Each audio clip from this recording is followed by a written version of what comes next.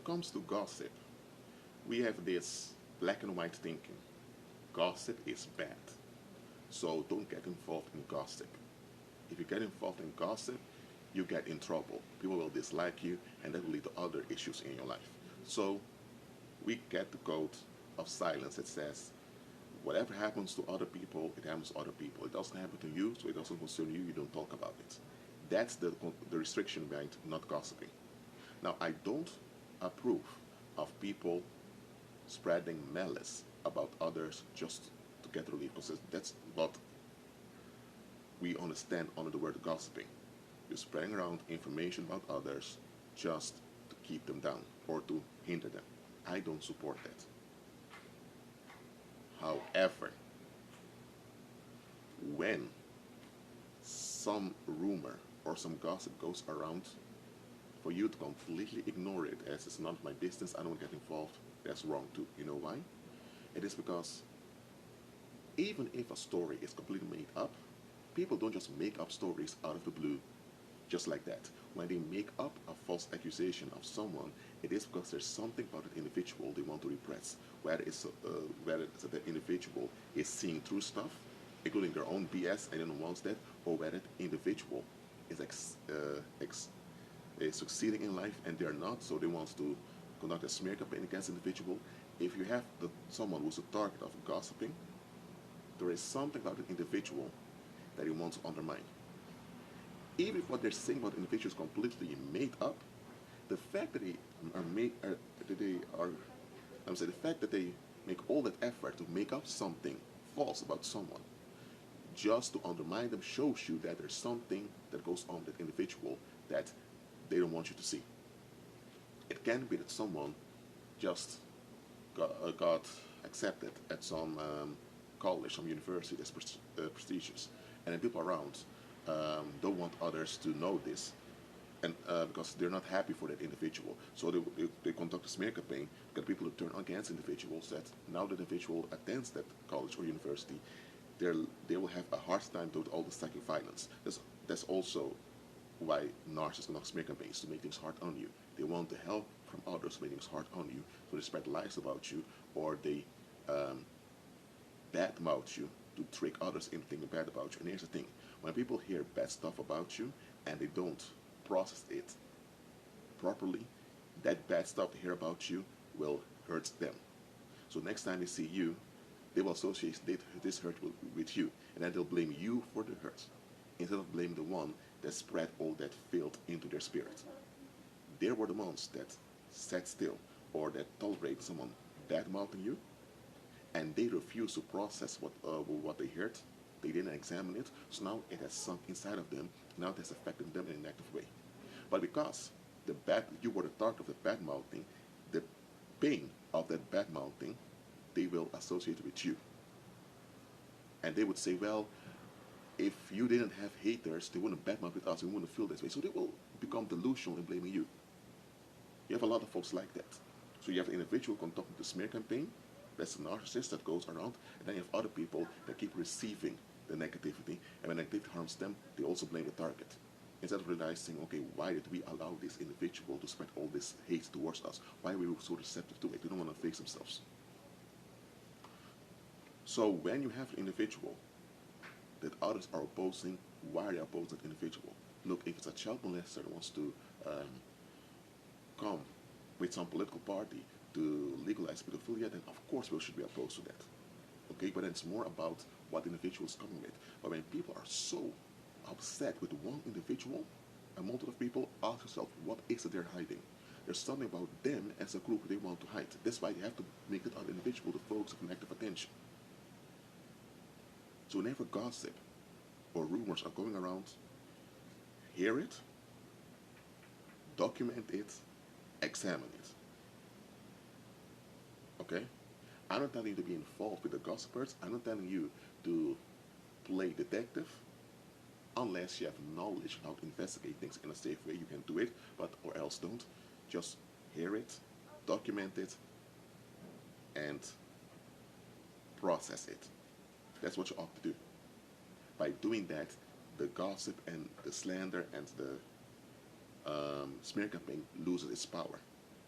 But as long as people either join the smear campaign or they resist the smear campaign is empowered in both cases. It's empowered both by people joining it as well as people resisting it.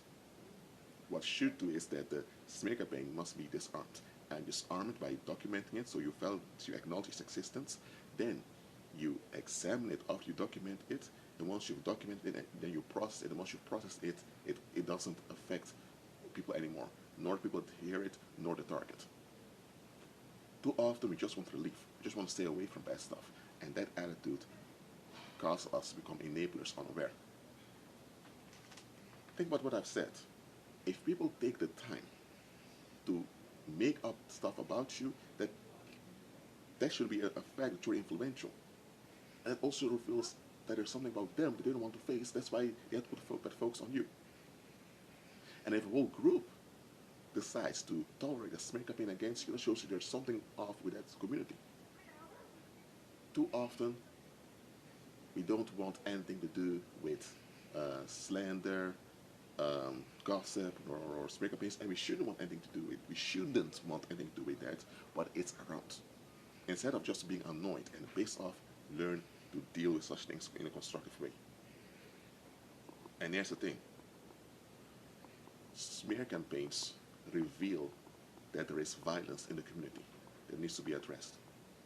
If the individual they're targeting is completely innocent, that means that there are creeps around willing to escalate, and they're about to explode on someone just to get relief. So you know now that you need to go to prayer, decrees, and declarations, and you need to take proper actions to prevent this harm from happening. If someone is a target of smear campaign and they are guilty of something, then why are people so focused on the guilt of the individual? Why are they so into highlighting the guilt of the individual instead of dealing with the thing in a constructive way? That is because they want relief. If someone is guilty of something, or someone has a character flaw that others don't like, then they can put the attention of people on that, and nobody knows anything else. So anytime there's a gossip, slander, or a smear campaign going on, there is something going on that requires attention. Am I saying you need to be open to hear and receive all the slanders going on and all the smear campaigns? No. Just be alert, observe, document, and process.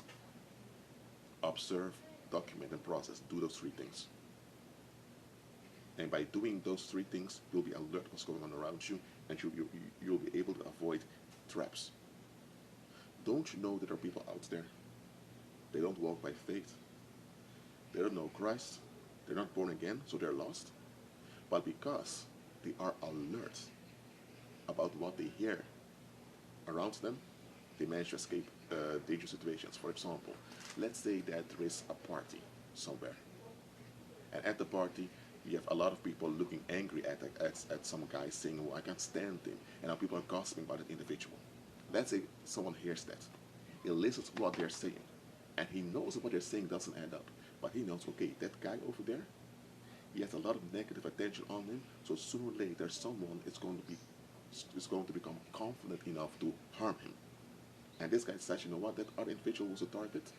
I'm not going to hang around the individual too much, or else I may be because when I'm associated with that individual, the people that have issues against him may also target me because they associate me with him.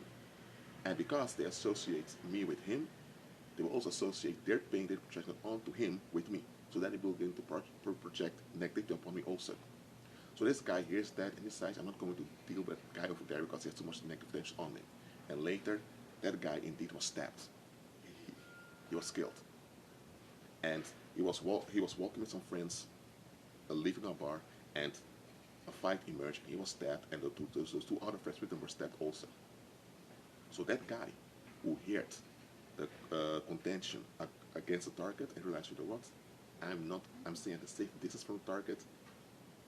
He got away with, and he not got away with, he managed to stay out of trouble. Or if he hears that those people are willing to spend time at the party to meditate negatively upon someone else, and we think, you know what? You guys take all this time to meditate negatively upon someone else instead of looking for a way to resolve things. You know what? I need to watch out with you. Because just as you are so dedicated to dump on someone else, that means you're not willing to look for solutions. So anytime I'm involved with you and things don't go well or things happen a different way, you don't want solutions either. So you might turn on me too. So by paying attention to what you hear and to what's going on around you, you'll be ahead. And believers must be ahead. We should not be involved in every contention, every argument that's going on. Absolutely not. We should stay away from such stuff, but we should be alert. Observe, document, and process. So that for now, keep on agreeing with Christ and be at peace.